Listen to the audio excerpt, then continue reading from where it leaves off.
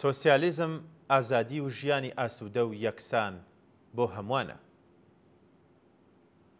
قەیرانی ئابووری سەرمایەداری ئێران بەردەوامە لە ئەگەری بە ئاکام گەیشتنی گفتوگۆکان لەگەڵ ئەمریکاش و دەربازبوون لە قەیرانی سیاسی ئێستای چاوەڕوانی ئەوە ناکرێ کە ئەو ڕژێمە بتوانێت بەسەر قەیرانێکی ئابووری ڕیشەییدا کە تێیدا گرفتارە زاڵ ببێت. کۆماری ئیسلامی بۆ بەرەو پێشبردننی مۆدێلی گەشەی ئابووری خۆی لەگەڵ کۆسپی گەورەی پێکهاتەیی بەرەو ڕووە. بەشێکی زۆری ناوەندەکانی بەرهەمهێنان کەوتونەتە ژێر دەستی سوپای پاسداران و ناوەندەکانی سەر بە بەیتی ڕێبەری. ئێستا سوپا و ئەو ناوەندانە بوونەتە زەبەلاحێکی ئابووری خاوەن ئیمتیازی حکومی کە کەرتی تایبەت ناتوانێت ڕکابەریان لەگەڵ بکات. لە چنگ ئابووری سوپای پاسدارانیش ڕزگاری بێت. مۆدێلی ئابووریەکەی لەو مۆدێلەی کە بانکی جیهانی و سندوقی نێودەوڵەتی دراو لە بەردەمی داناوە تێپەڕ نابێت کە ئەوە خۆی ئەمڕۆکە بۆتە سەرچاوەی قەیران.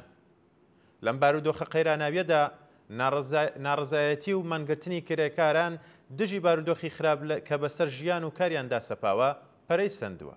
سەرڕای سیاسەتی سەرکوتی دەوڵەتی چینی کرێکار بێوچان خەباتی کردووە بۆ گەیشتن بە ویست و داواکاریەکانی.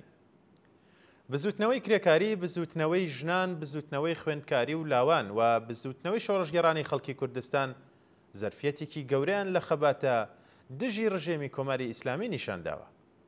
لە کاتێکدا کە داهاتووی کۆماری ئیسلامی تاریک و ناڕوونا هیچ کام لە بەشەکانی ئۆپۆزیسیۆنی بۆژوازی ئێران ڕێگەچارەیەکی کردەییان بۆ کۆتایی هێنان بە قەیران نییە.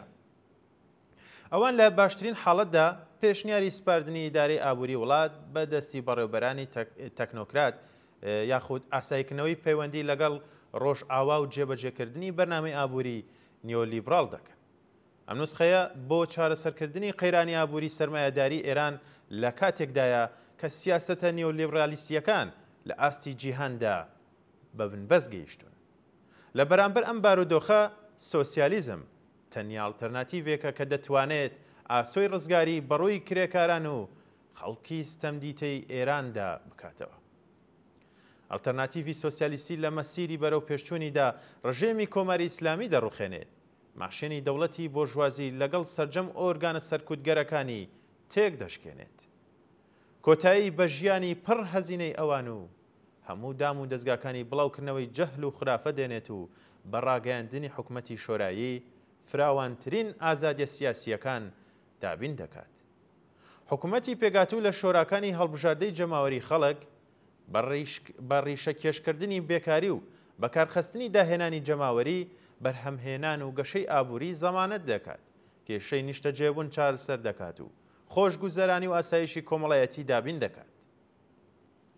حکومەتی شۆرایی بە کۆتایی هێنان بە گەندەڵی و بە فیڕۆدانەکانی چینی حاکمی ئێستا بڕێکی زۆر لە ئامڕازەکانی بەرهەمهێنان بۆ بەکارهێنانی گشتی ئازاد دەکات.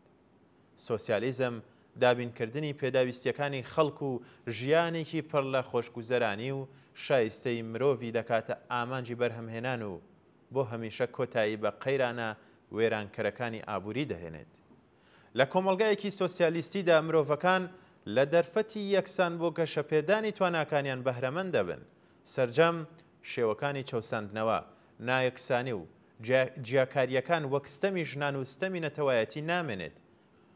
بەڵام سەرکەوتنی سۆسیالیزم وەک ئەڵتەرناتیڤێک بۆ کۆتایی هێنان بە قەیرانی ئابووری و نەهێشتنی ستەم پێویستی بەوەیە کە چینی کرێکار لە مەیدانی و خەباتە تابێت و دەور و ڕابەرایەتی خەبات و ڕاپەڕینی جەماوەری واستەوە بگرێت.